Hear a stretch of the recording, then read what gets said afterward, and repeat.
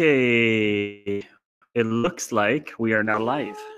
But hello. Is there Live. any way to tell if anyone's watching? Oh yeah, but maybe you can. Ooh, yeah. I don't know how this actually all works, but It says it's 0 views. So yeah. No, I mean the event itself is not really happening Here. until. Okay, so if you click into that, that. what do you got? What do you got? Do you have comments? Oh, you have the okay. live So you chat. can see the Perfect. comments there. Yeah, nice. Oh, look, there's people. Hello, everybody. I don't know what this crap here is. Okay, so actually, that's interesting that I can't see. You can't see the comments. Yeah, maybe if I open the live control room. This is just a setup. Yeah, maybe turn that down. Turn the sound off on mine. Yeah. Yeah. Okay, so live chat is here. Okay, I got the live chat. Okay, good. Can you type something in just to make sure that it's actually live?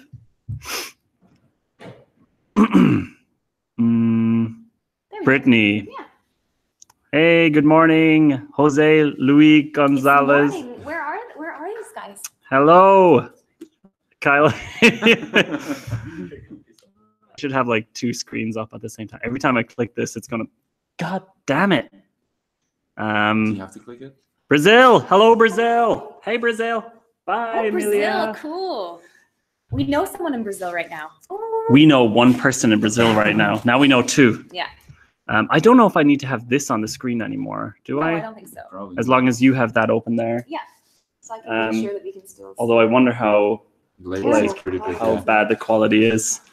How's the quality, everybody? Can you hear us at least? Guadalajara, Mexico. Nice. Mexico, Beautiful Argentina. That's not Wow, that's great. Argentina.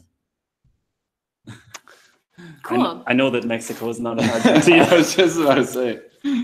He thinks Mexico is in Argentina. You said it. 100%. That's what he said. That's Okay, so technically we're not starting this live cast for another 10 minutes. So you can all decent video, better audio. Okay, that's fine. We don't need really, really good video. right. More about the audio. Yeah, Jesus. Quality is not that great. How is the audio though? Is the audio okay? Dublin, Ireland. Yeah. Carmack, how's it going, lad? It's weird because we can just see your text. Yeah. It's like awkwardly quiet. It's probably also delayed by like a minute.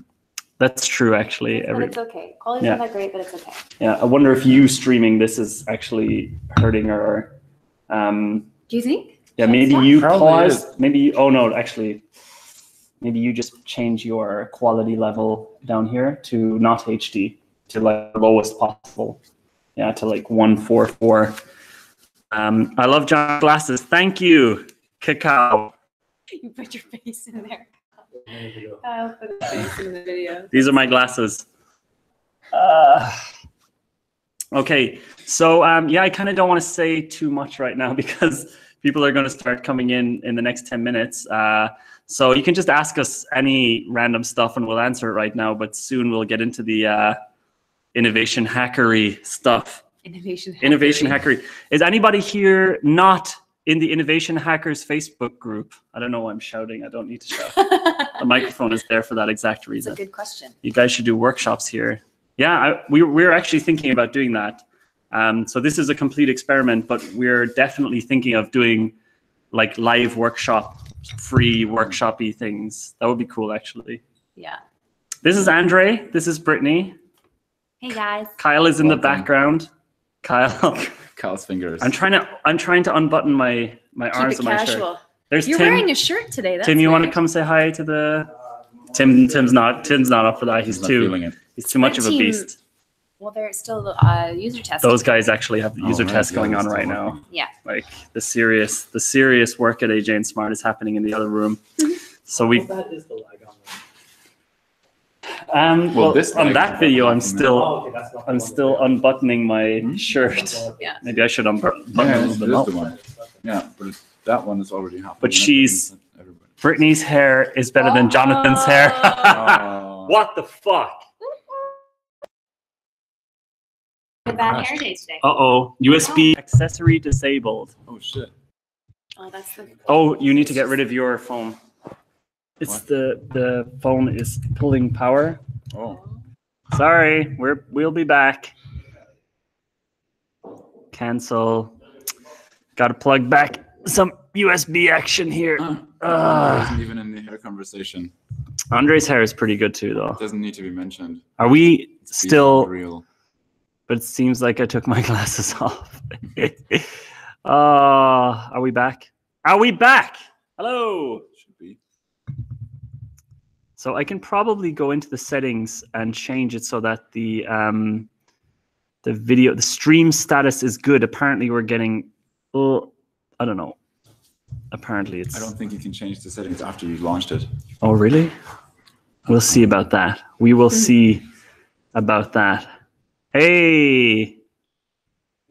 Hey, have a good one, man. Have a good one. Bye, guys. Bye. Who's going? You want to say hi to the live stream? Come say hi. Come on. Say hi. Just pop. Shucks. Oh. Kyle's good. Nice. Hey, Aw. this is Kyle. Kyle makes sure that AJ&Smart doesn't close down. Yeah. He's the money The man. money. He's the money man. Money man. Thanks, Kyle. Bye, money man. He's also our employee of the month right He now. is employee of the month. Cheers, everybody. We're drinking some good German beer called Cheers. Rothaus. I'm drinking white wine, so. He's drinking Not his that fist. Roadhouse isn't. Do you want to jump in as well, or? The voice behind the camera. That's good. Yeah, it's like this. Very Yeah. directory. The Yeah. narrator. Hello, Tom. How you doing, man? See you soon in Finland. Passive ear. Pass the beer, just smash it through the. So we are waiting until 6:30 to begin the actual stuff that's going to happen in the stream. So for now, it's just going to be chill for the next 10 minutes. So just say hi. We'll say hi. And what do you guys think about material design from Google? I think material design is a really excellent system. I think it's just a really great thing that they created there. Matthias Durte, who created it, is a total badass. And yeah, I think it's excellent. I think if you want to make an app today with very little effort, use Google's material design tools, and it's just like super easy. Easy peasy. Easy peasy. It would make me super happy if you checked that in on Untapped. What does that mean, Ryan? What you talking about? What does Ryan? that mean? Ryan, I'm confused. I don't know. I mean, obviously I could Google it right now, but I'm afraid that I'll destroy the live stream. Can you check if anyone from the Innovation Hackers group is trying to get through? It's a shame that you can't push the...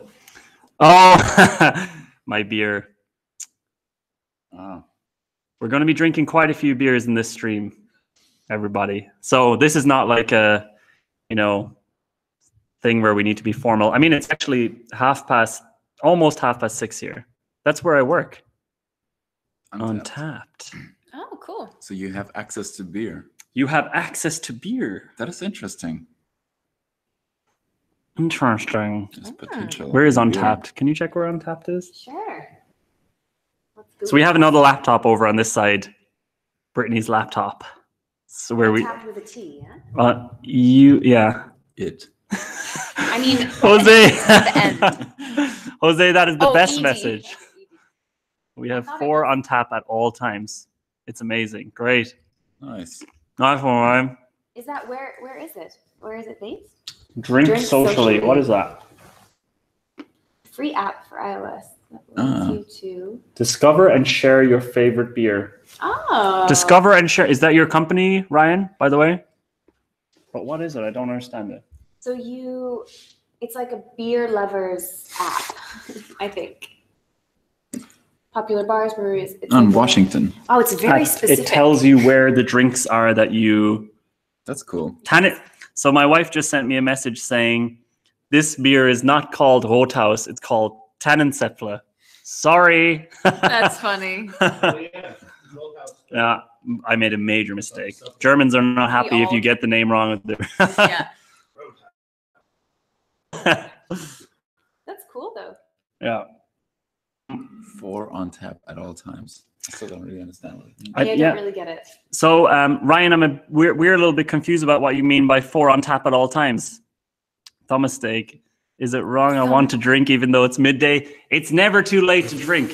That's what I say, but I'm Irish. Never too early. Never too early. It's never too anything to drink. Never too late. Yeah. He's like, I'm too late to have a drink. It's midday. There's never any reason to not have a drink. I mean, maybe first thing in the morning, but sometimes when you're having brunch or You have to I'm have so all about a little bubbly during brunch. Brittany's the worst, by the way. Brittany is actually. literally the worst. Every time I go traveling with her, I'm like, okay, I'm going to have it's 11 in the day. Let's just chill out. And she's already downing like 2 bottles of beer. When I travel, it's a I'm celebrating. Yeah, but we're working. Yeah. And then she, Like an airport drink? hey, Love Juan. an airport drink. Hello, GOK. It's absolutely okay to drink midday. Yeah. Exactly. Who made up the rule that it's not okay to drink midday? What? Yeah, exactly. That's actually what the Innovation Hackers group is about. So 3 minutes, Ooh. and we're going to kick off. I mean, there's people. How many people are watching now? 25. That's all right. That's all right. Not bad. That's not too bad. I We're mean, doing good, guys. Woo! That's a nice little party. It's basically a if they full-on were all party. here, it would be Yeah. party time. The worst thing is going to be when we actually have to talk about topics. So since you're all the first people here, what do you actually want to talk about? What our idea was, because this is obviously a total experiment, our idea was to go through some of the most popular topics in the Innovation Hackers group on Facebook, and just kind of open those up as a discussion, answer a few questions. But if you have any other question, so much validation for alcoholism, I feel. Hell yeah. If you have any specific questions, do ask them, and we're happy to answer everything, whether it's about design sprints, running a design agency, design career, innovation processes, beer, I don't know. Yeah. A German saying, Freitag 1 macht jeder sein, aber kann es auch schon gehen. It means it's okay to drink in the morning. Do you know that saying? What? Freitag 1 macht jeder sein. No. Well, yeah. I've never heard that before. Aber I think he missed the 10 Uhr, yeah. Listen to this guy correcting your German. He's Russian. Sick. That's almost true. Hello, Nimit Bargava. Hello, Pierre Schmuck. Für Schmuck. Pierre Schmuck. Pierre. No making fun of people's names in the background. There's a guy in the background here who has a very silly name as well. That's it. Yeah. Noah. All right. 10 is fun if you want to cure a hangover. And it's actually good. What's good if you want to cure a hangover? Alcohol. Hey, we've got now 30. Hello, Mr. Andy 1281 and Vinayak Malkari. Sorry if we're making your names I'm sorry. All right. So What do you think? What do you think, Brittany? What made you decide to move from Berlin to Berlin from Ireland? So I didn't actually really make that decision to I didn't really think about it much. I moved to Germany about 9 years ago, and the reason I did it is because, well, long story short, I wanted to be in a famous band, and that didn't really work out. And I was in London, and I didn't want to go back to Ireland to finish my studies. I was studying something like digital media production, one of those bullshit design courses that has everything in it, but actually will never get you into any career. And I did my Erasmus, so my, what is it called, a foreign exchange in Germany, because there was no other option. And actually turned out I really liked it. A lot of my colleagues moved to Berlin, and I wanted to get my band to move to Berlin so we could be famous. Didn't work. Also, I met my wife in Germany. We both moved to Berlin, and Berlin just sounded cool, and it was cool, and now I really like living here. So there wasn't any deep reasoning behind it, just coolness. Also moved here when I was about 21 or something, so that was a while ago. Now you can guess my age. Yeah, I was this size. Greetings, Angel Ruben. I love Mexico City. Mexico is fucking great. You were there more recently than me. Such a great thing. It's a huge thing. It's a giant city. It's a big city. And it's very cool. A big city. I want to go back there and watch the Lucha Libre fights. I didn't see any Lucha Libre fights. It sounds like do Mexican people actually go to see those, or is it just tourists? Angel, I'm sorry if I'm saying your name horribly wrong. Hey, Alex. After you finish the sprint with your clients, what's next? You work with their developer, and how's the handoff? That's a really big question. I almost want to wait to answer that for another 5 minutes because it's one of the questions. The design sprint. What happens after a design sprint? Yeah. Maybe we should get a piece of paper and like. Yeah, I have. I'm gonna. So Jose, I'm going to answer that question in about 10 minutes when more people join. But what happens after a design sprint is a really big question. I have some good answers for you. Maybe can we share our screen as well here? Yeah, maybe we can even show you some stuff as well, some of the handovers. Hey, Kim, how are you doing? Albuquerque, New Mexico. Brittany, you always have the most fun Instagram stories. Aww. What about my Instagram stories? Huh? Huh, Kim? God damn it. Really so nice. That's not cool. Where are my screenshots? Where are your screenshots? I think they're just like landing on the home screen. Okay. Good. What about design sprints for physical products? Yeah, I've got an answer for that too. Can you write down design sprints physical products? Mm-hmm. I'm going to answer that in about 5 minutes. Was there any language barrier when making the big move? Cormac, no language barrier at all. We do everything at AJ&Smart in English. Even though most of our clients are German, we do everything through English. You can see that we don't really have any German content on our website. Germany is a great place to live if you're lazy and Irish and don't want to learn the language.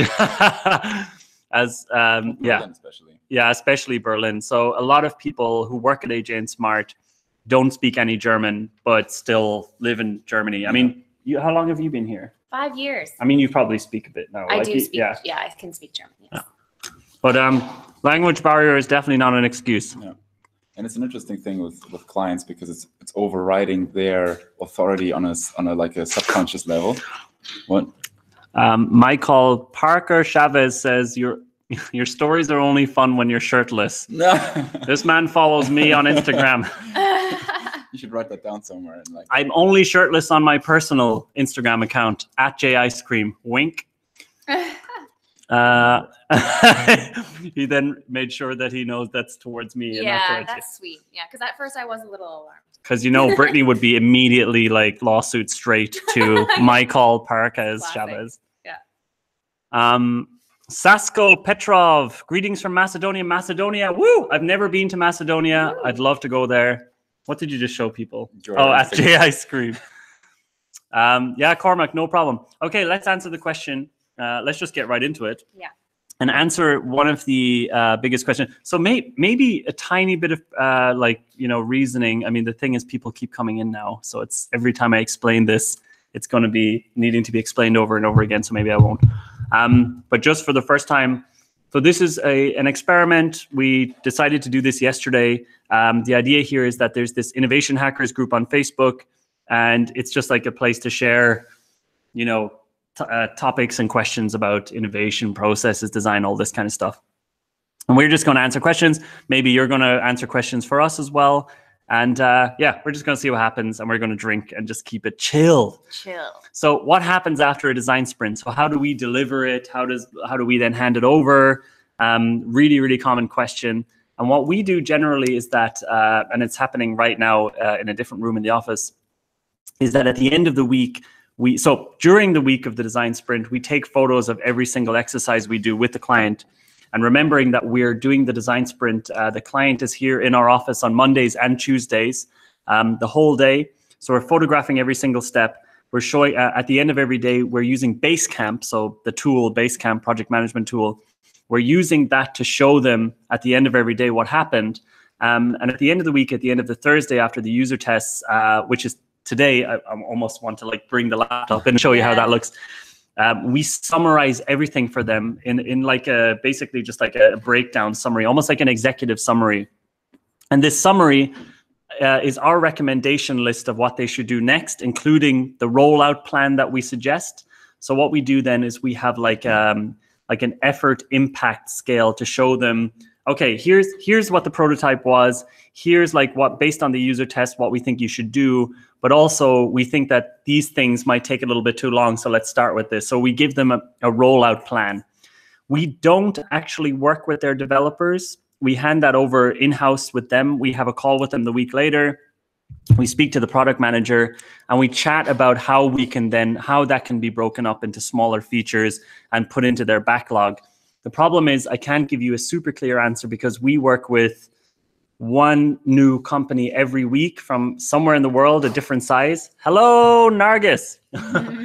And some companies we work with have like strict agile. Some companies we work with are like waterfall. So it completely depends on the companies that we're actually working with. So yeah, I guess the deliverable, I'd love to be able to show like how our deliveries actually look, but I'm just wondering what project could we actually show, you know? I'll find maybe someone in 5 minutes. Okay, so Andre maybe will find a project that we can actually show you and share the screen so you have a better idea what we actually do. Yeah. So Mr. Andy asks, where do we find all the people for the user test? Oh, is that another beer? Nice and dog. cold. I'm not even finished this one yet. Okay, sorry. Where do we find the people for the user tests? I almost would love to get. No, she doesn't want it. Yeah. It's okay. complicated. It's not an easy, like every week it's kind of like, we have actually someone who's like directly appointed for this very role to make sure that the user tests flow smoothly, because it was always this point of what's the word I'm looking for? It was just always, it was always difficult every week. And every week it was kind of, we were frantic and we were like, we need one more user tester. Like freaking out. Like it was, And it was just kind of like, this was a point of friction in the sprint every time. So we actually brought someone in who is so great at finding user testers, organizing them. We do a bunch of different things. Like we do ads on Facebook. We like sometimes we need really specific users. Like 14-year-old kids. Right. Which is so weird. Creepy. Yeah. It's like so awkward. And sometimes we'll need like people who own electric vehicles, right? Like, so sometimes we use like forums, or it's basically like you have to get creative almost every week in order to find the users. We use Calendly to schedule them, which is a really nice tool that you can like send someone all the available spots and then they can like reserve their spot. But it's like, it's not it's an easy task at all. Yeah, they're like, to give you like a breakdown of all the different ways we do it. We usually start with Facebook ads, and we try to target obviously the target that we're looking for. If it's something specific like electric cars or medical tools or something like that, we will go on Reddit, we will go on forums, and we'll post there. So especially when we were doing this electric car product, it was quite difficult. So we did have to go on forums. If it's extremely business to business, so if it's like a tool for SAP or something like that, we'll ask the clients if we can contact their customers. That's pretty important if it's not a consumer-facing product. And if it really, really comes down to it, then it just starts getting like really like hunting people down, trying to find them on LinkedIn. So. To be honest, maybe during this stream, Isabel will come out of the user test now. They're finishing up soon, and maybe she can give you a much better answer because she is now in charge of all user testing at AJ&Smart, all recruiting, everything like that. And to be honest, at AJ&Smart, it was a complete mess for the last 2 years until she joined. So. Go Isabel. Yeah, she's great. She's really great. Okay, so I hope that kind of gave you an answer. But the only thing you can feel good about with that answer is it is difficult, and you have to start searching for them on Tuesday. And if you don't have a dedicated person searching for them, it's going to be a nightmare. Yeah. Thank you for asking. Okay, so I work for a very big company. Sprints are cool, but how do I scale this activity? All right, Nargis. Great question. Most of our clients are big. Most of our clients are like most of the companies that we work for would be very large corporates that are Fortune 500 or closer to the one. And scaling sprints. The number one thing you need to know is that sprints are a very specific tool, right? It's not something that you want every team doing every single week. So if you're thinking about how to scale, how do sprints work all the time within our company and how do we keep doing it and then every team does them, I don't think that's a good approach in the first place. And I think that's one of the reasons why so many design thinking initiatives fail, is because they try to do that across the entire company.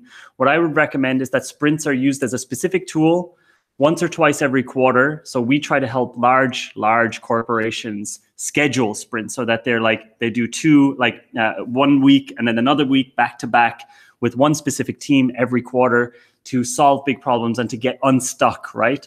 And sprints are not necessarily good for the production work, like the day-to-day work. They're specifically when you need to do something very big. So the way we scale them across large organizations is first we get one team. First we prove it with one team. Maybe it takes an entire year, but what we want to show is that, hello, you can say hi to the live stream if you like. But what we want to show is that there's just people walking around here. It's great. What we want to show is that basically that it can work, right? And once you prove that it works with one team, with one product, and if this product comes out 8 months faster than it was supposed to be and is more successful than their other products, then then you don't even need to do the work of scaling it. Other teams like are jealous that this team had such a nice time making that product.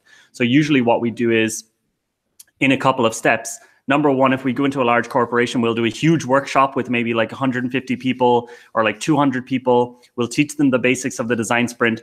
Then we'll take one team and we'll take them for a few months and we'll prove with this one team that the design sprint is a better way to work than they were working before. And then we use that one team as a case study to show to the rest of the company. And then other teams actually want to take that process up. But again, design thinking is used a bit too dogmatically. It's like you have to use design thinking. The sprint should be used as a tool that teams pull out voluntarily when they're stuck or when they have something big to use. I don't know if that answers your question, but I think it's a really good point. You need like an advocate for the sprint within the organization, or several advocates, you know, people talking about it in a positive way and an excited way. And that gets sort of, people more excited. Hello, Ranjith Kumar. Thank you very much. Oh, that's sweet. Sorry about all the bad pronunciations of your names. Control page Hyderabad, India. I was just in India, literally. What if you already have an advocate? Well, it's great if you already have an advocate. We're super lucky if one of our clients already has an internal advocate. And usually if you have an advocate, then you've already have a much easier time than most companies. So with this advocate, I would just have the same answer. You need to prove that it works. If you don't prove that it works, and if you don't prove, the thing about the design sprint is that because it gets rid of the need for constant conversation and going in circles, once people see that happening, they want that too. Yeah. So as the advocate, you need to show people, actually, you know what? I'm just going to go for a more simple answer. Use the lightning decision jam exercise. Yes, I was going to say, it's really, like literally what I did last week is I went to a huge famous company that everybody loves. And to get the design sprint into the DNA of the company, I just used the exercise lightning decision jam with the leadership team and had them solve some of their own problems. Once they see this, they're like, fuck, that's amazing. And I say, those are the principles of the design sprint. You should start using the design sprint. And that's it. Lightning decision jam. You can check that on YouTube. We've got a video of it. You'll post a link. Thank you. Mm-hmm. I like the next question. Which one? What happens when a sprint fails? So design sprints don't really fail or succeed. The point of a design sprint is to save yourself months of work doing something that maybe isn't going to work out, and find the answer as fast as possible. If a design sprint fails, as in if the product at the end turns out to be a total piece of crap that nobody wants, that's really great, because then you don't have to make it, and then you don't have to dump millions into it like most companies do. If you look at any Fortune 500, and I'm not specifically talking about our clients, but if you type their name into the App Store, you'll find like 30 apps that they've made that nobody is using, and they're all pieces of shit. And the reason for this is because they have this like mentality that projects need to be like 2 years long, and they just assume that this is the right thing to make, or they've done some user research and it tells them, oh, we need to make the Dropbox but it's more secure or whatever. The design sprint tells you super quickly and gives a feeling for the team about which direction you should go in, or if you're going in totally the wrong direction. So the fail state of a design sprint is actually a win for the team. I've never really seen a design sprint completely die. usually on the Thursday, even if almost everything is like a red, like almost everything is bad, we do the follow-up week. We always do 2 design sprints, one after the other. The second week is usually where you're able to say, okay, based on the first week, we just need to make these tweaks. And the second week, it's like, oh, wow, we're much closer. That's the thing we should build. So I guess the answer is... I would almost say, like, what do you consider failure? Maybe the problem is not the design sprint, but maybe some detail about how you cope with it or how you communicate it to the client.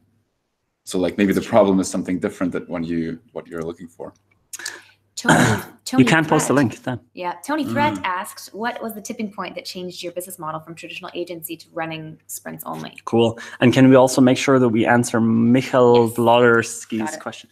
So what was the tipping point when we changed the business model? Why and when? Okay, the tipping point, really great question. Are you one of our clients who caused this? So the tipping point was myself and my co-founder, hey, Danny, come say hi to the live stream. Where's the live stream? It's here on this little thing. Hi, live stream. Danny. I'm the construction worker. So safe. This is how you cycle in Berlin. Always using a vest. Looking good, man. Very good. See you tomorrow, dude. Bye. Okay, so the question, right. So the tipping point was, so we were a traditional design agency. Fuck, my laptop's not plugged in. Oh, here we go. I have that thing. I've got it. Here we go. Oh, thank you. keep it. We were a traditional design agency. What's the deal with unicorns? Fuck you, Fedor. We were a traditional design agency doing what every other design agency was doing. We were like doing these projects. We were charging by man days. We were charging by the hour, all this kind of crap that agencies usually do. And of course, what would happen is that a client would come to us. They would say, hey, we need to redesign this website, or we need to make this new product. And we would say, okay, let's figure out, let's have a briefing day. We'd have a briefing day. Then we would come back. Then we would guess the price of it and think of all the man days and whatever. And it just never really, it always felt fake to me. And it just never really felt real to come up with these random numbers, these random man days, because of course you fill that time anyway, right? And the other thing is that the longer the projects went on, the less I enjoyed the projects and the less we enjoyed working on with clients that we initially loved at the start. So even if we would work with a company that was like the coolest brand in the world, after like 3 months, we were like, oh, fuck this. It's starting to like tensions start to build up, all this kind of thing. So that's the way we were working for probably the first 4 years of AJ&Smart. For myself and my co-founder, we are not really money driven. And because of that, because we were getting so irritated with running a design agency, it's really not what we wanted anymore. We decided, like, should we just like close this shit down and not do this anymore? Or should we like take a risk and just try something different? So we started testing out doing something like the design sprint. It was before the design sprint book came out, but when Jake was still writing his Medium articles. And we started just basically saying to clients, we'll only work with you for 1 week. And the results we were getting from this were amazing. The clients were happier. We were enjoying it more. It really felt like we were getting stuff done, like the completion. There was closure at the end of each project. And I think it was like June 2016, myself and Michael just decided, cut all projects that are not design sprints. We cut out some really huge, like $250,000, $500,000 projects, and started doing design sprints. It was super risky. It caused us a lot of financial trouble for a few months. And we started doing sprints, and we've never looked back. I'm just going to put in a quick question from Cormac. He's asking it's just a quick one, what the lifetime of a design sprint is. What does that mean? Like, how long is it? Like 1 week? Good enough. Forward. Is that how long is the lifetime of the design sprint? A week? More. Basically, we work with, we do design sprints in 4 days. And I mean, our relationship isn't over with them when we're finished the design sprint. We'll have a follow-up call with them, and perhaps we'll even be doing an iteration sprint. So it could potentially be like a 2-week lifetime of a project. But yeah, generally our clients, we're engaging with them for a total of like 4 days. Yeah, I mean, I think the package that we sell the most is the 2-week sprint. Like we offer the 1 week, which is 4 days, but probably 80% of our sales are 2 weeks. But it's like 1 week and then another week. Cool. Human-centered design process. Right. And then I really want to answer this question by Ranjith. Got it. Most of the because that's a really big topic as well. Okay, sorry. Michael. So I'm going to read this one out then. Let's get that one up. So human-centered design process, user interviews, competitor analysis, problem definition, valuation, solution valuation, personas, user flows, prototypes versus the Google design sprint. I'm just going to shorten that to standard design thinking, human-centered approach versus the design sprint. What's the difference? What's better? Why would you do one over the other? This is something I answer a lot, and this is something I speak about all the time on the podcast with Jake, the author of Sprint. And it's something that really came up. If you're not listening to the podcast, it's called the Product Breakfast Club. This is one of the biggest topics on that podcast is whether you go the standard approach, doing all the user research and all of that kind of thing, or do you just go for it and see what happens? My opinion is that, and this is an opinion-based thing, and I guess my opinion is based on the results I've seen because I've lived in both worlds, right? My opinion is that for the most part, upfront user research and the whole user-centered design approach, which is pretty big and long, is not as effective as doing a design sprint. I think that if you had company A, so we have company A who's doing standard user-centered design approach, design thinking approach, whatever, and you have company B who's doing design sprints. Company A will probably spend up to 2 months in preparation before they start creating the product. They'll start, wireframing and then testing, and then they'll do all of these other things that you do in user-centered design. And maybe it takes them 6-7 months before they have the beta out on the market or something. And that's fast companies. A fast company would have that out in this amount of time. Now let's take a look at the design sprint team. Let's say it takes them 2 months to get it on the market. Maybe that first version of it is a little bit shitty and there's a couple of assumptions in there that were not correct, but they're going to be able to iterate much faster. And let's say when team A and team B, 1 year later, I have a feeling that team B, the design sprint team, is going to have a much better product that's much better suited to the market because they've been able to get real feedback faster. One of the things that Jason Fried on the Product Breakfast Club podcast told me is that anything that is, so before your product is on the market, every result you get is just simulation. It's not real, it's just simulation, and it's all assumptions. So the best thing you can do is get the thing on the market as fast as possible.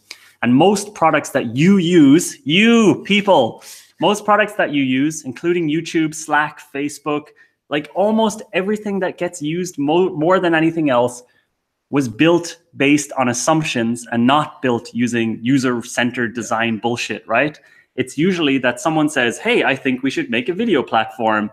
All right, let's see what happens. And then they do it, and then it catches on, and then they iterate. And then later down the line, when it's already successful, they start bringing in the design thinking stuff to tweak things, right? And to make things look beautiful.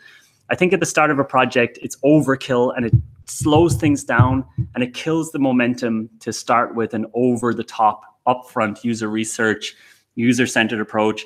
And I think, and this is probably the reason why AJ&Smart gets in trouble most of the time, I think the whole user-centered thing and focusing on the user thing is a little bit overrated and a little bit focused on a little bit too much. And I think that's my rant done. I just don't think that's how real products get made. It's how design agencies talk about how real products get made. And a lot of that is so that they can sell bigger packages. And a lot of it is bullshit. Or because they're afraid as well. Because they're afraid to actually trust their instincts. That's another thing. Yeah, maybe I just wanted to say. Maybe you can chat about that. Yeah, I mean, that's what you just said. You bring out the product, but the thing is it can also fail. Like the likeliness of having the next Google Hangouts is pretty low. So you will bring out a lot of things and they will just fail, but you will learn. And I think that it's a mentality shift to think about things not in terms of, oh my God, I'm destroying my whole existence, but I'm giving it a try. And by design sprints, you're basically reducing the probability of fatal failure to a minimum. Yeah. And you're able to get the failing feedback as fast as possible, which is then actually really good learning, which brings you on and tells you either to just stop and do something else or to iterate on your idea that you had, which might even have something substantial. Mm-hmm. Yeah. Okay, let's move on. I like the next question. This is a good one. This is from Maycole. Oh God, all of your names are crazy. Maycole Parker Chavez. Okay, when do you know that you need to do a second design sprint? We discuss that before with the client or after the user tests are done? Okay, we always suggest 2 weeks. We know that the first week is going to be so based on assumptions and gut feeling that we're going to be wrong most of the time, especially if it's a new product. The only time we ever suggest a company to do a 1 week sprint is when they already have a really kick-ass in-house product team and when we're just looking at one specific challenge. For example, we worked with Udacity recently enough, and they already are totally kicking ass on the product side. Yeah. And they just wanted like one thing. It was a pretty big challenge, but it was still one thing that they could take care of internally. And they just wanted some answers. So that was 1 week. However, most of the time we're working with companies who come to us and say, hey, AJ&Smart, we want to like create a completely new product for this industry. And there's no way in hell you're going to figure out the answer to that in 1 week. The first week is just going to give you a general idea. Maybe I should use my analogy. Will I use my analogy? You should. I hate my analogy. I need a better one. So my analogy for first week versus second week. Hey, have a good one. Hey, see you, man. My analogy of 1 week versus 2 weeks. The first week is like you're going into a dark room. I love this analogy. I think it's really good. Jake also loves this analogy. Jake loves it. He talks about it all the time. Yeah. So you're walking into a dark room. There's a dartboard in the room. A dartboard is like a circular thing that you throw darts at. I don't know if that like translates globally. So you walk into a dark room. You have a dartboard in your hand and you throw it. That's week one. As soon as the dart lands, the lights come on. And you see where the dart has landed and you're like, oh, fuck, okay. The dartboard is here, the dart landed here. And what you get in the first week sprint is you get to see where you should have thrown it. And the second week, you know where to throw it. If you suck at darts like me, you're still going to miss it. But that's the kind of analogy. So the first week, you're just not going to hit it, but it will give you some great ammo to get you in the right direction. And it gives you clarity that you wouldn't get from talking around in circles and bullshitting for weeks or months about what you want to do. Yeah. Okay, now we're going to do next? Ranjit. He says most clients will approve the design after a lot of design iterations and sample templates. Yep. Using sprint with 7. Sorry, the comments are cut off for me. I can't figure out. Oh, that's weird. Maybe you need to zoom out a bit. Refresh. Oh, shit. Anyways, either way, we've got the idea. 7 days time, how can we satisfy the client? Using the sprint. Okay, yeah. So I guess the question from Ranjit, tell me if I'm saying your name wrong, is in a normal design process, the client wants a lot of iterations for the design, right? And how is that going to work if you just have 1 week? There is not a lot of time for iterations. Yes, you're right. Actually, we do no iterations for the clients. In fact, we don't even ask them for feedback on the visual design because what we're focusing on isn't the visual design. It's validating the product. It's coming up with what the product is. It's creating the concept, and it's bringing all of their ideas together and creating a vision for them. Well, not a vision. It's usually something pretty like realistic. And we don't take any feedback from the clients about visual design. We just say, here you go. Now you can take it. Now you can work on it in-house. Sometimes they change that. Sometimes they release it exactly as we created it. We don't sell ourselves as a visual-focused design agency, and that's on purpose because we hated the subjective bullshit conversations about, oh, it needs to be more blue, it needs to be a bit more red. Oh, my friend saw this thing and I want to make it that thing. Oh, my cousin downloaded this cool app and there's this cool animation. Now, can you guys do that? We just don't do that anymore. We are the company you come to when you want a product concepted, when you want us to help you solve problems. So you should never sell the design sprint as like a, visual design exercise. Yeah. Or you'll have a horrible time.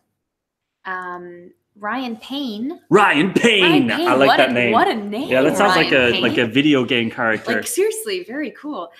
He asks, have any of your clients drastically changed their product based on, I'm guessing he's asking based on our in-house designer or developer feedback.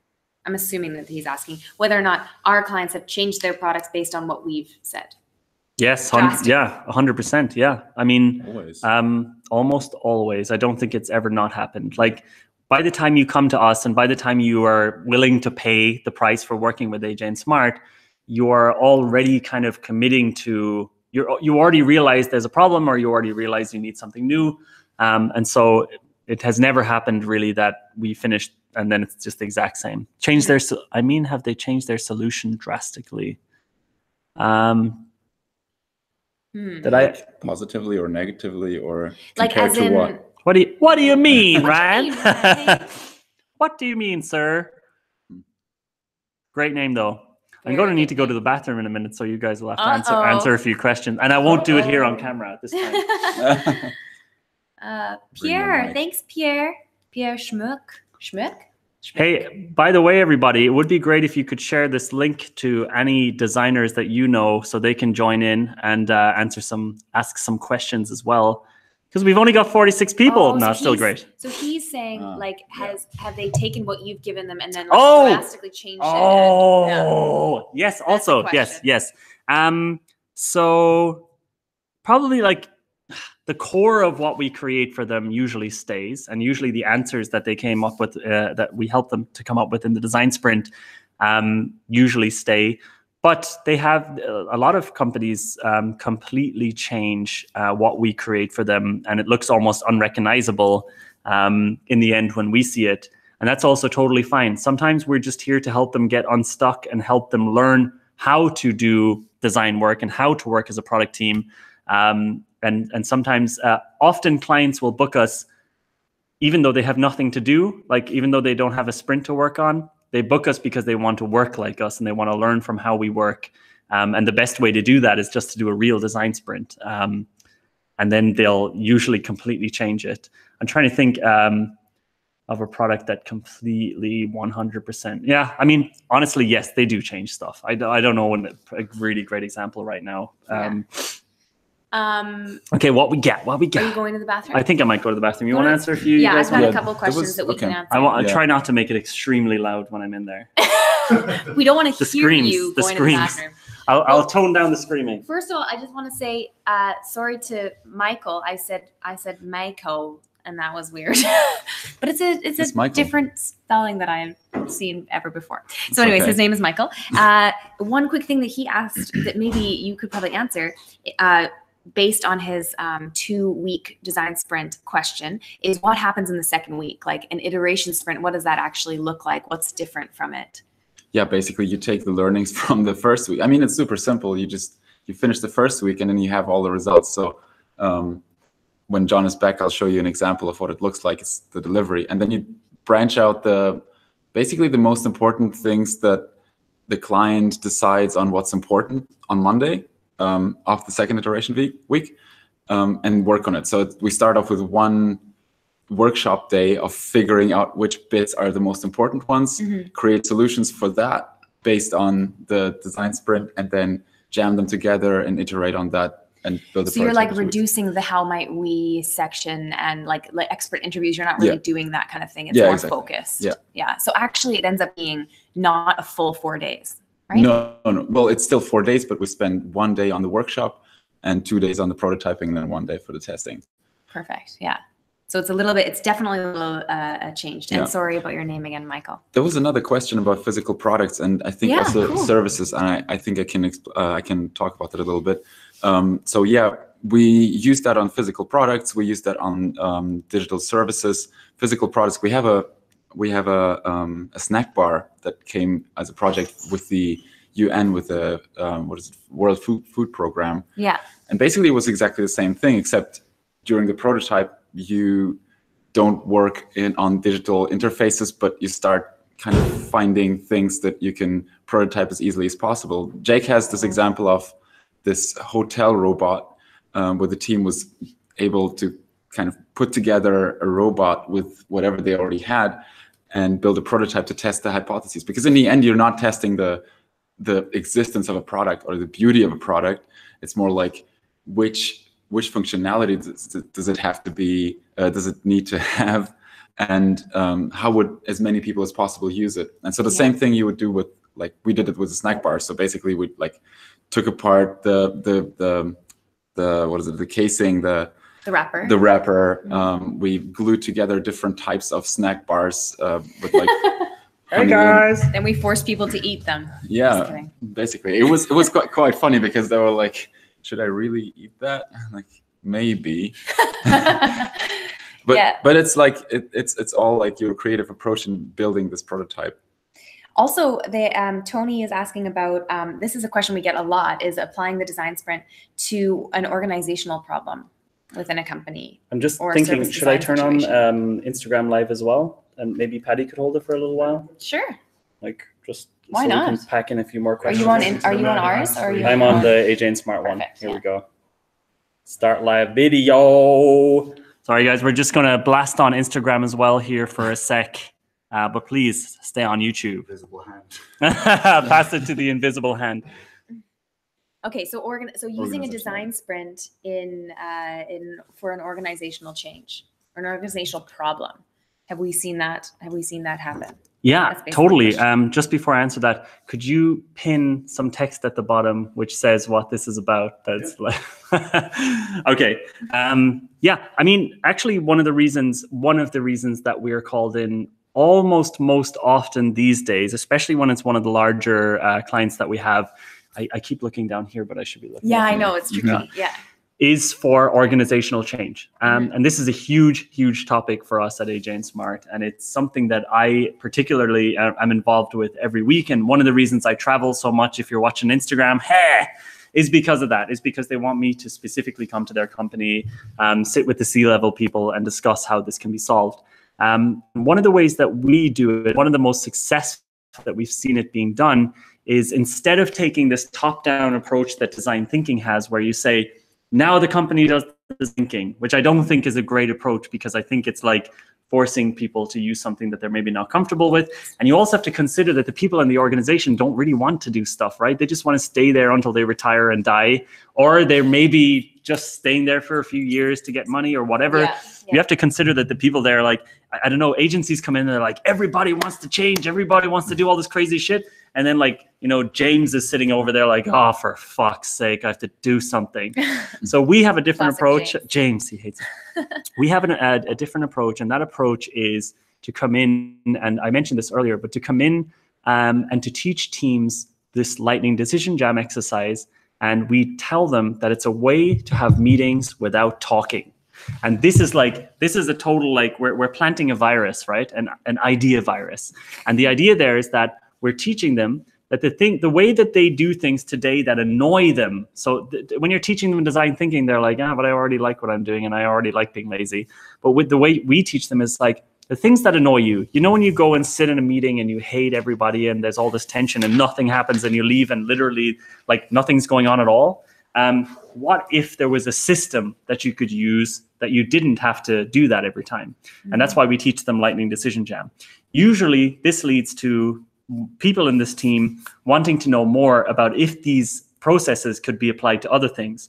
So usually we then take one of those teams and we run design sprints with them. We show them that there's a completely different way to make products. There's a completely different way to solve problems. And this way, they get to bring something to the market, or they get to show something at a showcase within the company that gets everybody else going, wait, what the fuck? Usually when we have an agency, or usually when we do this internally, it takes 8 months, 10 months, a year, and it sucks. But you guys are telling us there was no fighting. It got like signed off straight away. You unlocked the budget within like 2 weeks. What the hell happened? It was the design sprint. And this is the way we start to change organizations super slowly from the inside. There's a couple of stories that we're going to be telling publicly about this over the next few weeks with some of the larger companies. And I think that there's some really great case studies coming up, but we're not really allowed to talk about the one I want to talk about right now. I've got a question. Yeah. Instagram question. Instagram question. Isaac Goldman. Isaac. How do you convince leadership of a startup about the importance and the role of design? There is only one internal designer. If there's only one internal designer, how do you convince the leadership about the importance of design? I think there's a huge issue. I mean, that I've found is that word design. Yeah. Right. It's a totally it's a misconception what this actual word means. And so it might even be a case of literally calling yourself something else, you know, like really, like, you know, like I mean, even in product design, people are confused about what that means. Does that mean that you are like actually molding things into whatever? Whereas we wanted to call, for the longest time, right, we wanted to call ourselves creative problem solvers, we would have done it. Yeah. If it didn't sound so gosh darn stupid, you know, or not stupid, but silly or whatever. But that's one thing that I think is very interesting when it comes to, being the only designer in a company. That would be really difficult. I mean, what do you think, John? I think, so I had this experience many times. Number one, Brittany's completely right. The word designer is linked to like these divas who do visual things and who are super focused on like getting the, the user, and I don't know. And there's almost like this vision and a design. It's the designer's fault, by the way. Designers come across as this thing that's very much about the aesthetics and very much about the user versus the business. And the way I would do it, and the way I did do it, and this was really successful for me in my career, was that I tried to ally myself with the business people in the company, and I learned their language, right? So when I was working in companies like with companies like Rocket Internet here in Berlin or Zalando, if like I would be in the room with other designers and I would be the one talking about the conversion rate, and the other designers would be looking at me like, what the fuck? That's nothing to do with the user. And immediately the product managers on these teams would be like, this guy knows what he's talking about. This guy is on our side. He's not just talking about the user the whole time. He's not a diva. He wants to help us get our business goals like checked off. And I think this is something that designers make a huge mistake about. They try to draw a line in the sand between design and business. But actually, your job is to help the business. Your job is not to help the user. I'm so sorry about that. But you can go and start a charity if you want to help the user. But in the end, if you help the business, it's probably because you're making it easier for the user to use the product. So my answer to that is you need to ally yourself with the business people in the company. You need to not fight them for taking design seriously. You need to actually, do the work yourself to show them that you are an asset to their company. When I came into a lot of companies that I came into when I was starting out in design, the designers, and today as well, the designers are seen as sort of like this production level thing that's like over there, and the business people throw stuff at them. And I never put myself in that position. I always ally myself with the product managers. I always ally myself with the business people, and I get on the same level of them immediately. And I understand the business goals. I understand the bigger picture, the product strategy. I think that's enough. That's a great answer. What was the? I have another Instagram question, but maybe should we do that one and then? Design is problem solving. Yes, sir. Yeah. So the question was. Damn it! What was it? It was about I remember now. So it was the client is in the room for Monday and Tuesday. Yeah. That's what we say on our website. But what about Wednesday prototyping, Thursday user testing? Yeah, we kill them. Yeah. Or like, see you later. Yeah. So yeah, we actually don't, that is one huge benefit our clients see as from doing a design sprint with us, is the fact that they actually don't need to give up their entire week. They can actually just be in the room for Monday and Tuesday. We have prototypers for Wednesday. We have user testers for Thursday, people who take care of both of those things. The one thing though that we of course recommend or offer our clients is that they can be here during prototyping day if they want to experience it, see how we do it. That's 100% fine, but they don't have to be. And then the Thursday when we're doing the user tests, there's kind of two things. They can either watch it on a live stream, right? So they can like tune in throughout the user test to see what people are saying. This is often like a really cool thing for the clients to see, actually. They're always really excited to see how the prototype is actually turned out. Although they also don't have to do that. They can completely ignore the whole thing and just get the feedback from us after we've done all the user tests. So yeah, that's actually it's a big plus, an AJ&Smart benefit, I would say. Yeah. Are people actually on the Instagram thing? Yeah. How many? 26. Oh! So nice. Do they know that this is a YouTube live stream and that's okay? Perfect. Nice. I know how to work it. Nailing it. Hello, Instagram. We love Instagram too. I mean, Daniel's asking. This would be a quick question, but like, are we cheaper than to run design sprints with us? Is it cheaper than doing design thinking with other agencies? We're cheaper than IDEO. Hey! I guess we're cheaper than IDEO, but we're definitely not in the lower, like we're pretty expensive. So I can actually tell you, we are, well, I'll give you a range because it really depends on whether they're booking 1 week or 2 week. It's pretty close to €100,000 to do the 2 week sprint with us. And that's like it would be upper levels of the also because of how many people we're using in the sprint. It's only like 8 days as well. But yeah, it's cool. I think it's not the most expensive because other companies have like 300, 400, 1,800 people working there, and they have to pay for all those people. We just have a lot of senior people here. Actually, we're only 20 people right now. So we don't have so many overheads, so we can just put really good people on the project and pretty much charge, what we think is a good price based on the value. But yeah, I mean, a lot of companies cannot afford AJ&Smart, and that's totally fine. We generally then recommend other companies for them to work with. And we often don't, I guess we don't work with startups anymore just because of our price restriction. No. We do. Tony Sanchez is laughing. What are you laughing about, Tony Sanchez? This is a good question. So to stick with your great analogy, won't some user research beforehand help you to see the dart? Oh, who asked this? Before throwing the dart. Who asked this? This is from Angelson. Angelson, you are completely right. We have just begun doing a little bit of, what's going on? You got another question. So we actually have started doing a tiny little bit of pre-research. And when we say pre-research, it means the IDEO comment. IDEO, by the way, I'm a big fan of IDEO. We've been there. We were there like 2 months ago with Tim Brown, the CEO. Really amazing company, super inspiring. We just have like a lot, where it's like, what is that thing? Yeah, whatever. Okay, sorry. Back to the question. What was the question? User research. Oh yeah. So we started doing pre-research for the design sprint, and how that looks is essentially about 1 day, the Friday before the sprint.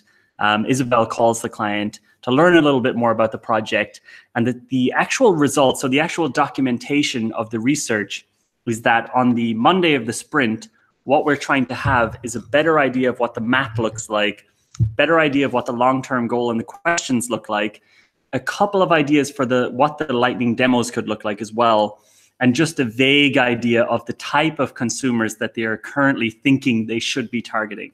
So we don't put a huge amount of love into that right now, but we have found that 1 day of pre-research does help the sprint have a better result. And just so you know, we could easily charge clients for like 4 more weeks of it. And we used to charge clients for like 2 months of research. We just don't do that anymore. Not just because we're so nice, it's just because we find that boring. Sometimes. How many AJ&Smart team members are on each sprint? Really good question. We have around between 2 and 3 per day. Yeah, so mostly 2. 2 people per day is probably the max. Sometimes on Monday we have 3 people. We used to do it with 4 people, and why we did it with 4 people is because we were worried that we were charging too much to have just 2 people on the sprint. And I was actually talking to Jake, the sprint author, and he said, "Jonathan, that's a really fucking stupid idea. Why the hell would you do that? Stop doing that. Just do 2 people and charge what you're charging. It's worth it." So and I was just worried that the clients would find it weird that it's 2 people for so much money. But in the end, they're paying for the value. So now you just get 2 people, but 2 really fucking excellent designers. Okay, question from Instagram. YouTube. Yeah, or you from YouTube. Hey, so many layers. Bennett 52. Oh, 52. No, I don't answer to them. During the user testing, what level of fidelity will you get testers involved? Hand sketching or complete designs? Oh, we never do wireframes. Yeah, we never do wireframes. We never do hand sketching. It's full fidelity. It looks like the real thing.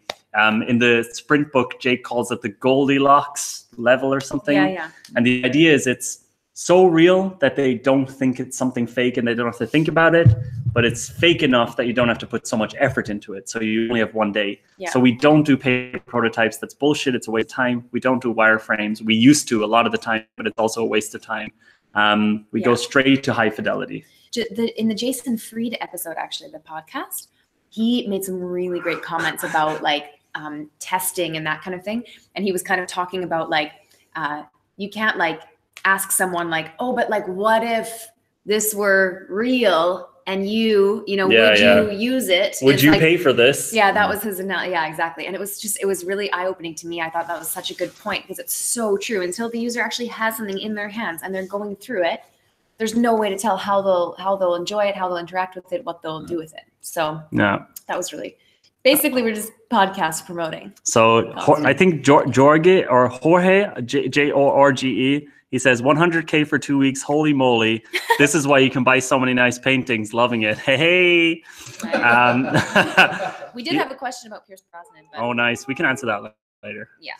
The thing about, you know, making 100K for 2 weeks is that it also costs a lot of money to run this company, guys. Unfortunately, it costs well over 1.5 million these days. Per year, though, per year. So Yeah. it's okay. Here's a question because Persona. Oh, can I just quickly answer this personas one? So Tailbook just asked, what's your opinion about personas? It's funny because like you have such strong I just want to go to personas. my blunt answer, which is really like sounds really arrogant. My blunt answer is I think they're bullshit. My actual nice answer is I think that personas can be helpful if you want to align people.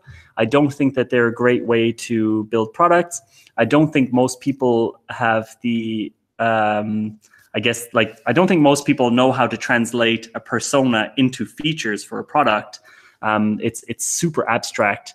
And we do not use personas at AJ&Smart anymore. I know a lot of design agencies that make a lot of money making personas for companies. And well done to them because they make a lot more money than us doing these personas. So fuck it. I mean, I don't think they work, but they make a lot of money for other design agencies. It's fun though, right? Yeah, it's fun to make them. Yeah. They're easy to make. It's fun to make. They're bullshit. There's no one can tell you if they're right or wrong. Yeah. Okay, so Roots Agency says, hey, Jonathan, Daniel here. I wrote a question on your Facebook group regarding the LDJ and you told me to come here. So how do you prevent ideas from not getting, I can't see what it says. That's so weird. To actionable tasks. I think you're Zoom. You know why? There you go. Problem solver right here. This guy. That's why I get paid the big bucks. I wish. Okay, so how do you prevent ideas from not getting to actionable tasks in your LDJ? Oh yeah, this is a good one. How do we prevent ideas from not getting to actionable? So basically, how do you prevent ideas from just being like lost after the LDJ happens? Okay, so at the end of the LDJ session, it's so simple. LDJ, yeah. At the end of the LDJ session, you have a couple of actionable tasks if you've done it right, and you don't leave the room until someone's assigned to it.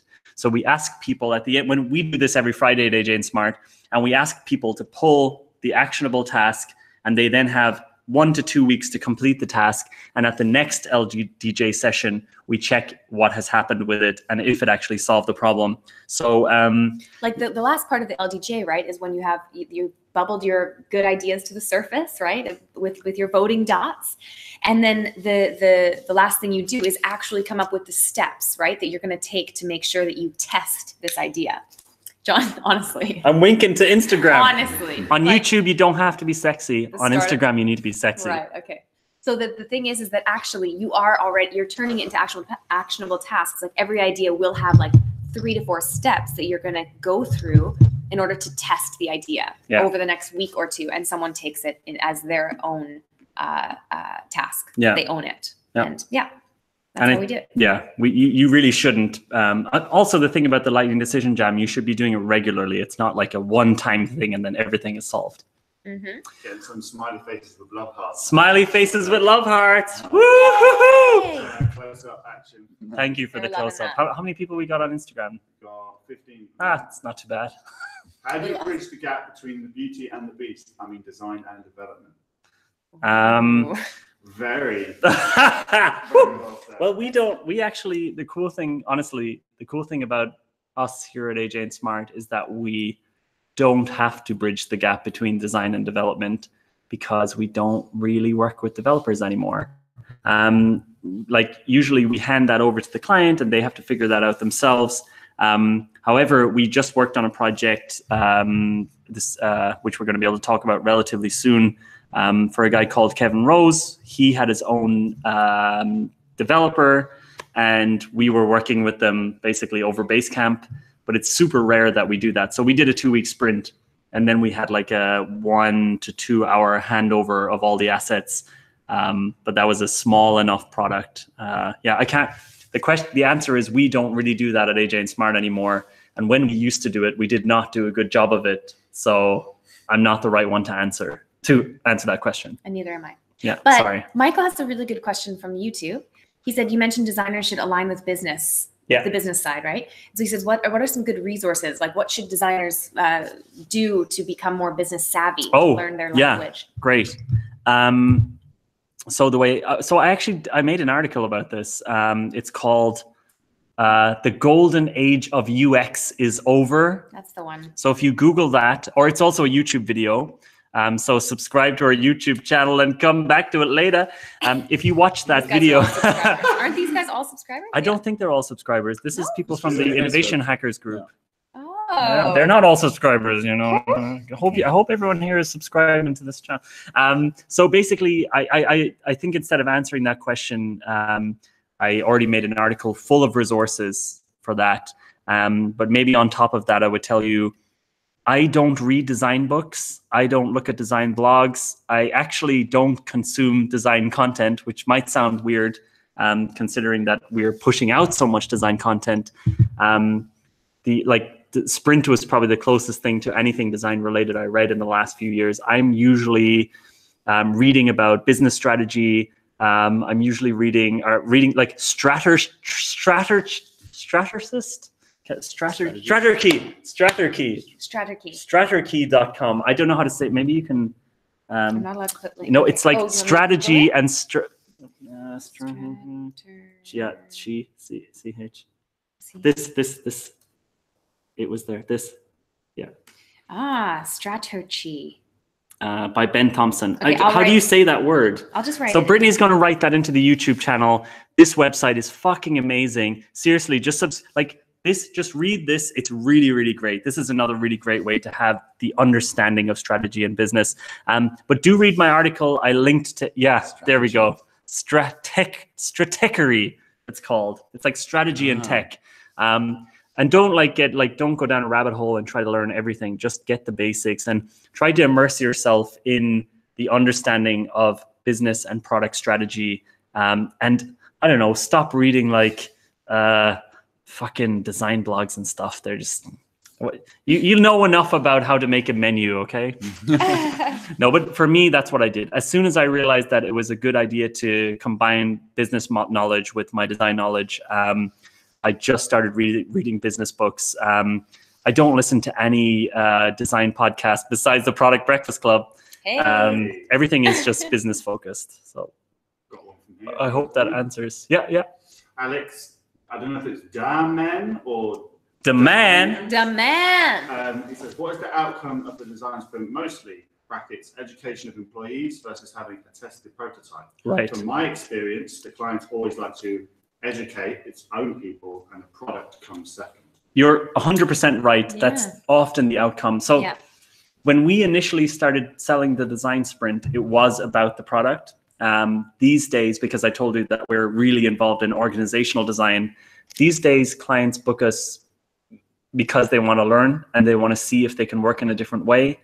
And often secondary is the product. However, I think at this point it's probably about 60, maybe it's 60% they want a product, 40% they want to be thought, and they want to change the mindset of their employees. You think so? Yeah, maybe. I thought it would be more people the other way. If you think of the last few sprints, yeah, that's true. The last few weeks have been all product, but the last few things that I've done have been all education. So right. Yeah. it depends. Boop.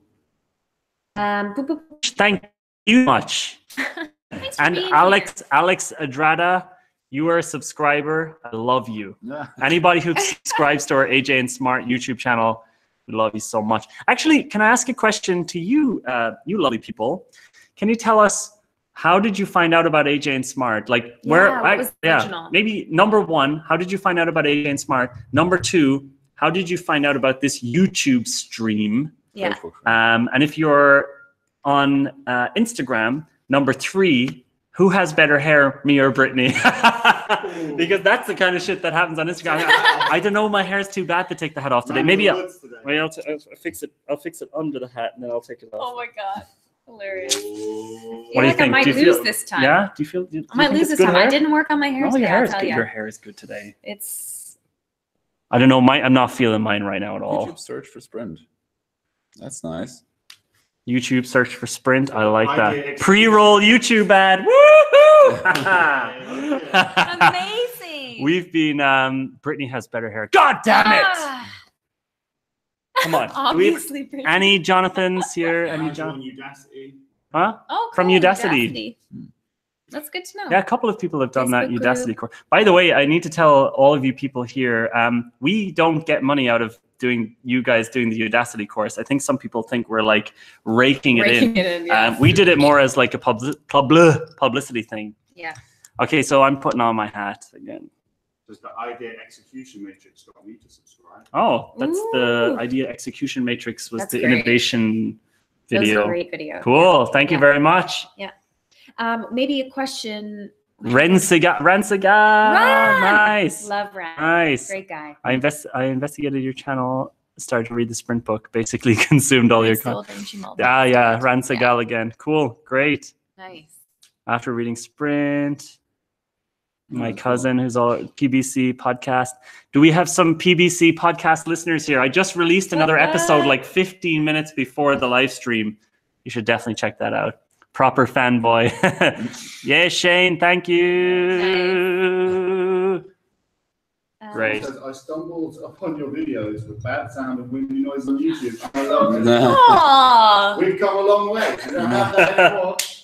Yay. Yeah, we started YouTube in about May, and the first few videos were a little bit rough, but yeah, it's good fun. Someone also says, I took a workship with Jake Knapp 2 weeks ago in LA. And he mentioned He us. talked about you guys. Oh, Jake, you Jakey. dog. Love the podcast and some others. Oh, thanks so much, everybody. You're so nice. Oh, so nice. I mean, the good thing is that we're not getting paid for any of this stuff, so Yeah. it feels like pretty It actually just feels altruistic. Nice to get that. Yeah, It's exactly. good. We're doing the like podcast and the YouTube stuff, all free of charge because we find it super fun. I mean, That's cool. what? Peter says, I'm sure you guys came up in conversation at university as well. Because of the bad we did. Because of that terrible thing. Remember Yeah. that thing that we did? But we should answer. Oh, sorry. Is there Were you any gonna say chance that you want to like film me going to get another beer round? Right. So maybe You bring the white wine. I'll get some white wine. You guys answer some more questions on YouTube, and I'll get some more alcohol. Everyone else joins it. Maybe take it as a selfie. Do you think? something? Okay, I'm going to answer a really quick question from Cormac. He says, do you juggle multiple clients at once? Oh yeah, right. For example, taking on separate clients in a week. Maybe you want to answer this.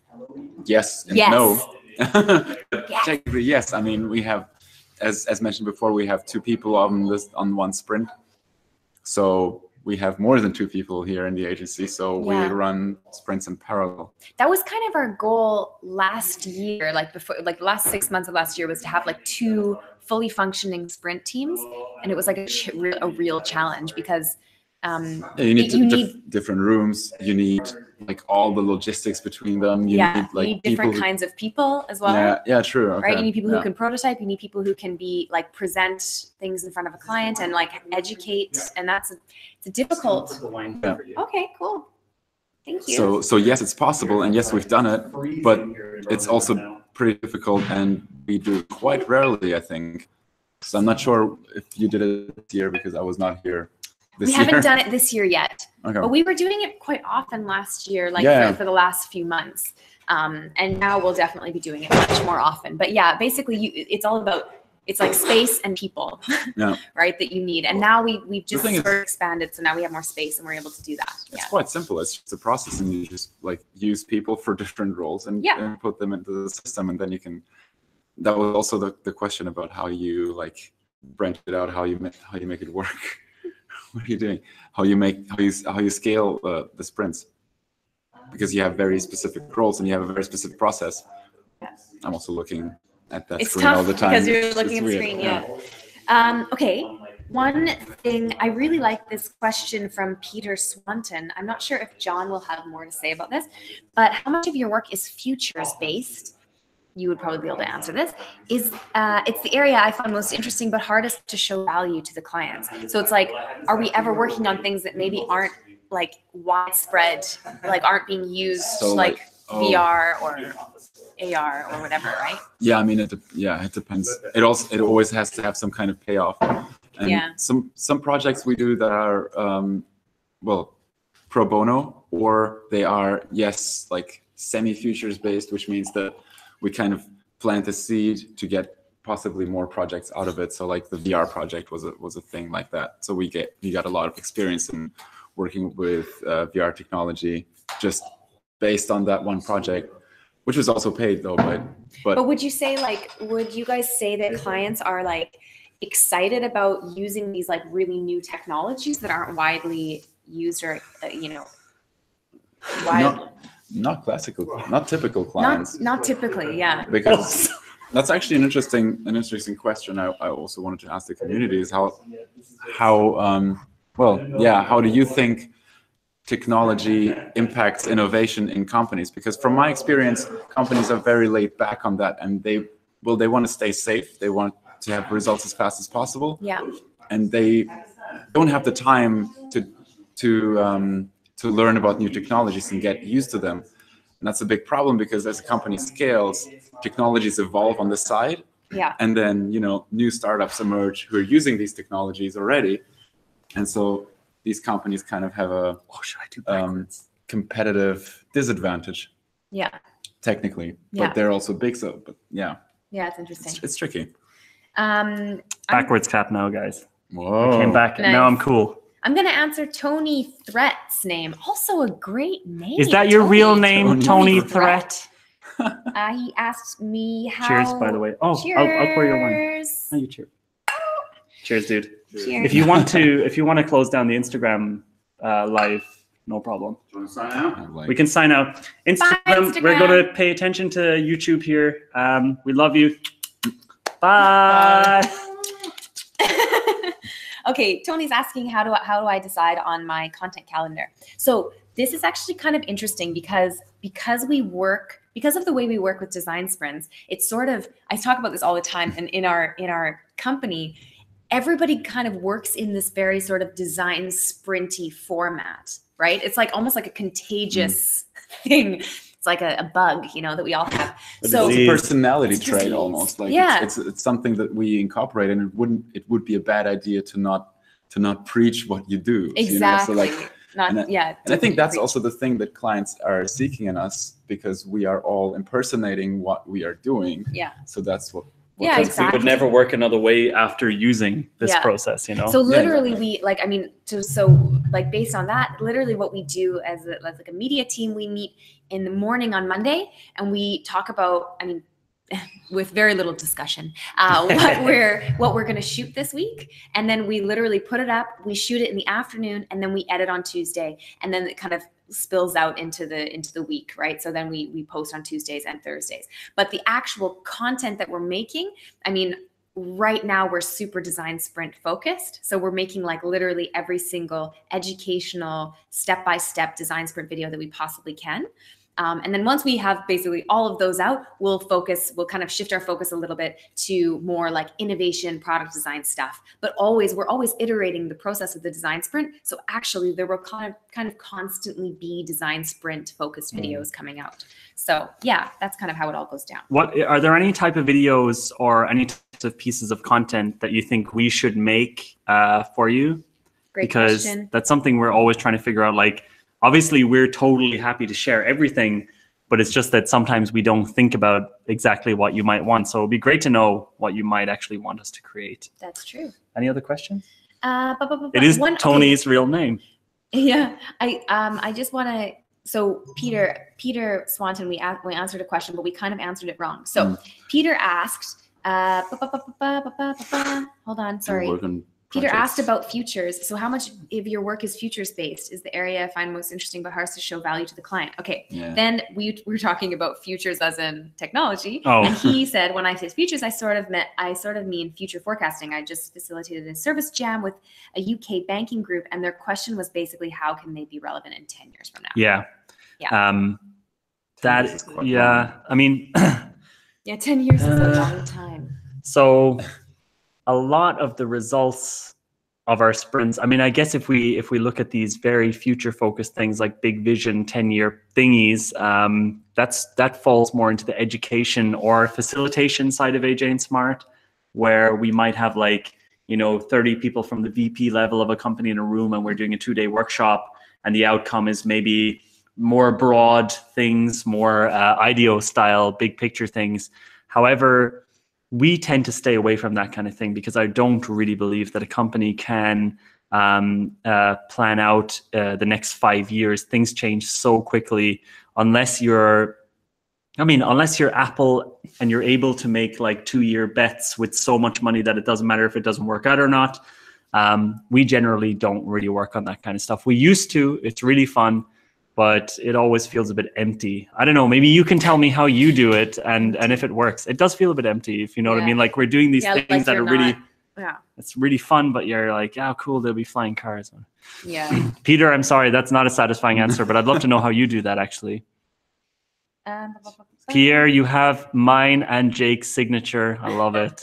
It's cool. I would say to Mela, the fact that What's the question? It was like we were talking about spacing, this having 2 sprints running, and we needed the space to do that. And I said, or she was asking, like, was that relevant at the beginning? And it's like, yeah, I mean, we had to have a space that was good enough to like workshop in and that kind of stuff. Yeah.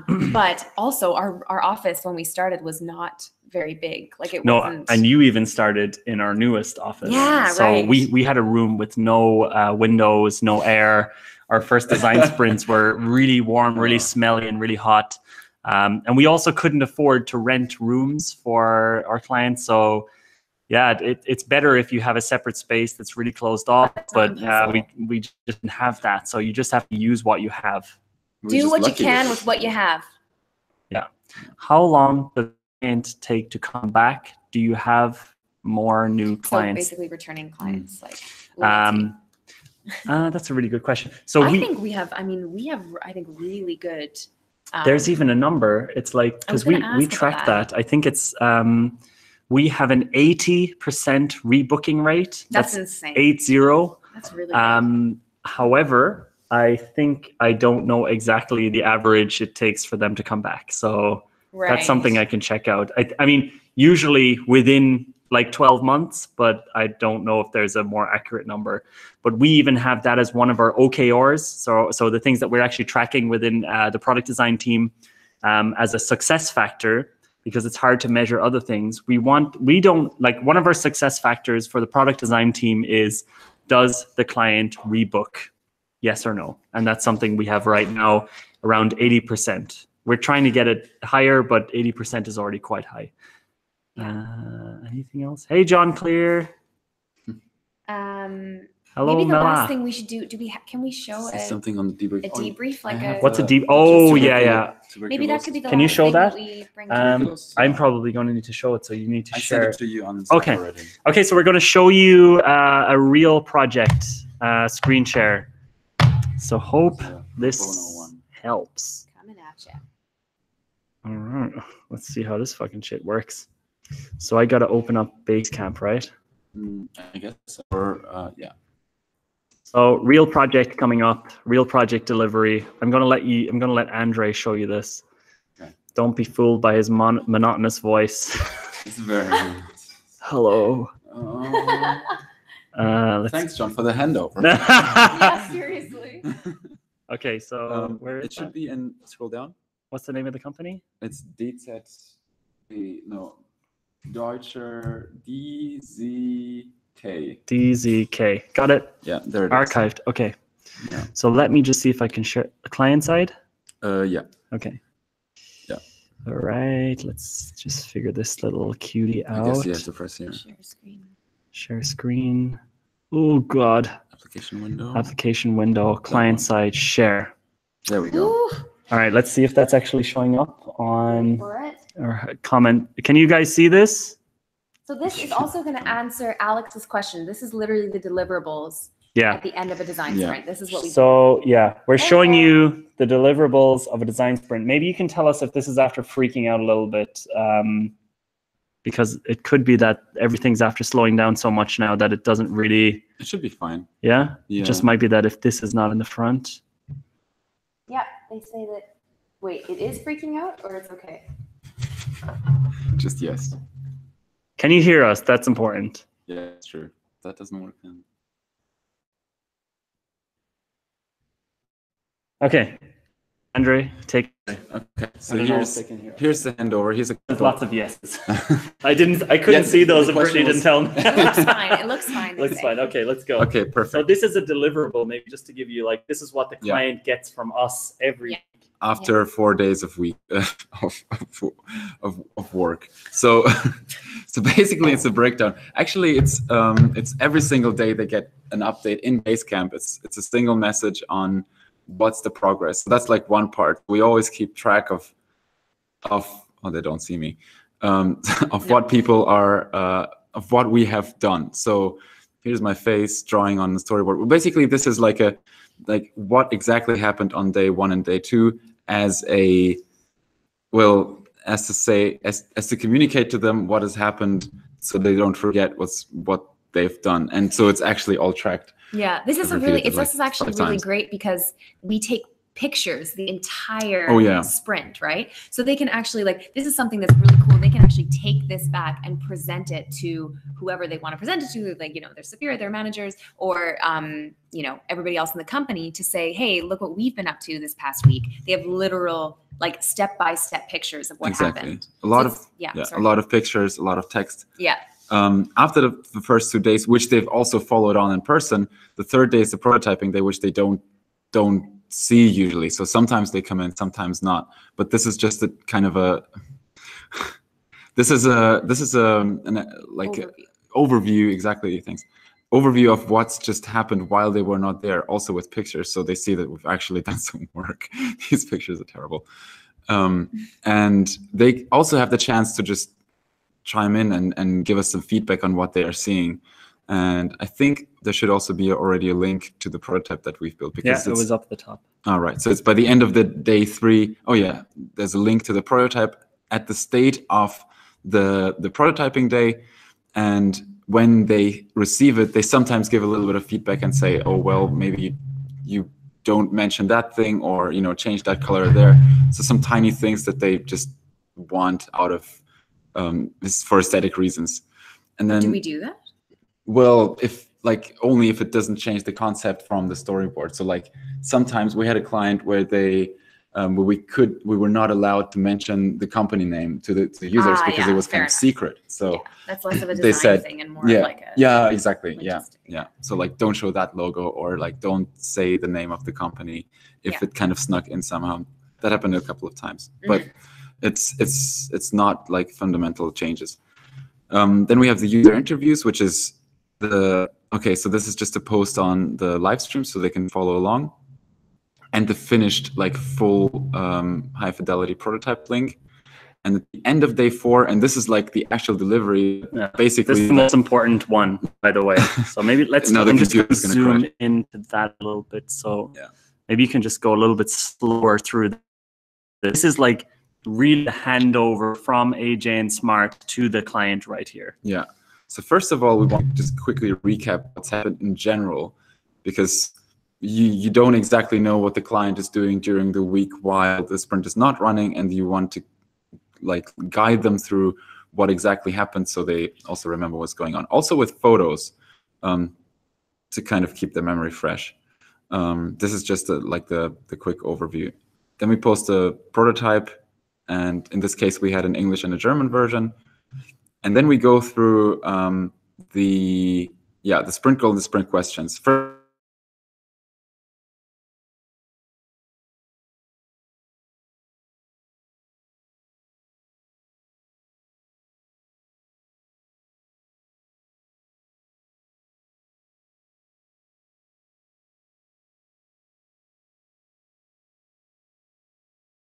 in the first day of the workshop, and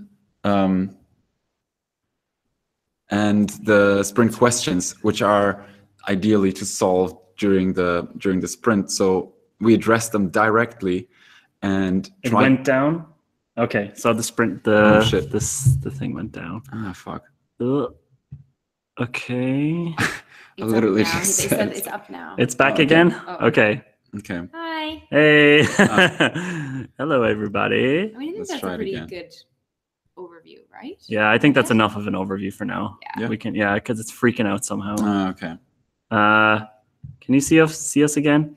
So I mean, the Yeah. basic point there. Maybe we can show you that again sometime, or maybe we can share it or take some screenshots and put it on the Innovation Hackers group. Could you actually put that on the Innovation Hackers group? Hey, have a good one, Tim. Bye, Tim. Could you do that? Yeah, Like sure. put some screenshots on the Innovation Hackers group. I think that would probably be a better way to see it. The delivery, just send the delivery page, because I think that's the one that's probably the most like pressing thing you would want to see. Yeah, exactly. So if anyone's in the Innovation Hackers Facebook group, we'll post that there tomorrow or something like that. So yeah, that's basically to show you how we hand over a project, and we don't do it. Another thing that we don't do.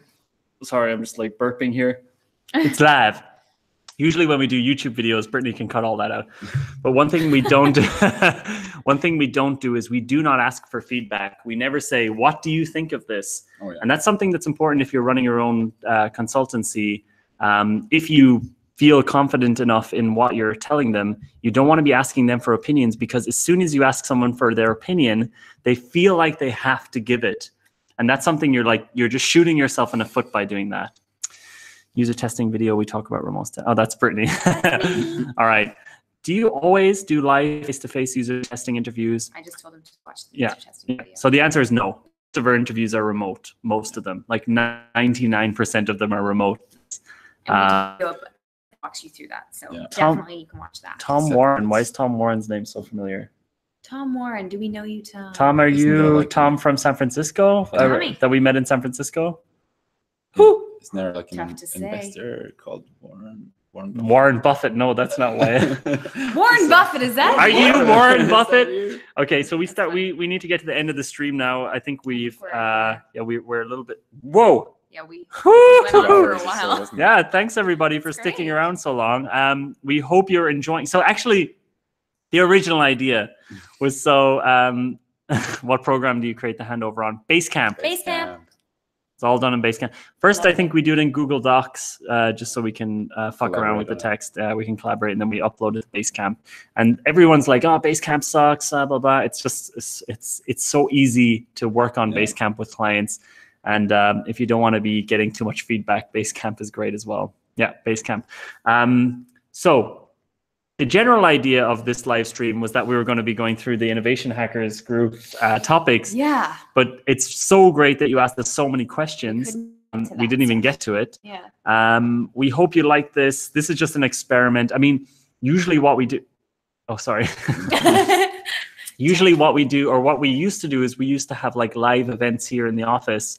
But as the crowd and as our audience started getting a bit more global, we ended up like doing a lot of traveling. And so what we want to try to do now is to use YouTube Live and to use the Innovation Hackers group to sort of do things like that. So to sort of do these live events, except not necessarily in person, and to maybe a lot larger audience. Yeah. So it was really fun. And thanks for so many questions. Thank you for all your input.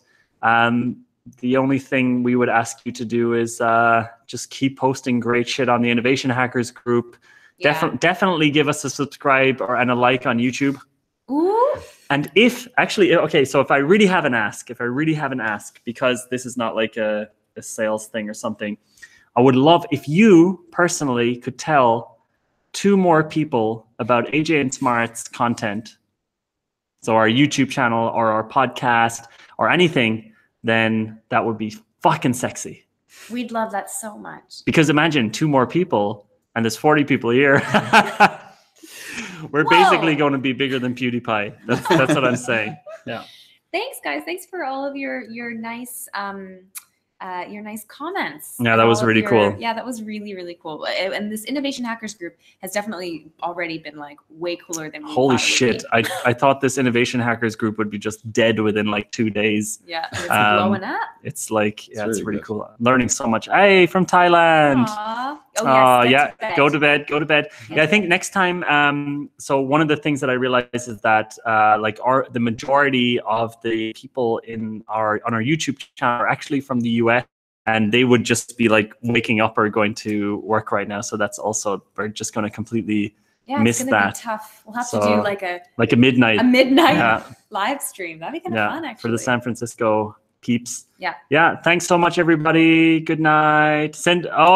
Pierre, if you send some flowers to our office, man, that would be beautiful. That would be beautiful. That would be really amazing. So you can find the address of our office on our website if you want to send. We do love flowers. Yeah, we also chocolates and candies. We don't get a lot of gifts. So fan mail. We definitely have we ever gotten fan mail? We've gotten a couple digital fan mail. Digital fan. Yeah, we've gotten like cool markers. Dead body. Oh yeah, that's true. And yeah, that's true. And we've gotten actually some nice like people send us alcohol, which obviously we Lego. Oh yeah. Holy shit. Hey Monique. Hello Monique. All right. Bye bye. Good night everybody. Good morning. Oh yeah, we have to look here. Over there. Bye. You come and say bye, man. Come on, say bye. Come on. Oh, come on. Come on, yeah, Patty. Patty, get in there. Hey! All right. Night, gang. Thanks for being here for our first live stream. Okay, I'm going to end the broadcast. Love you all. End that broadcast.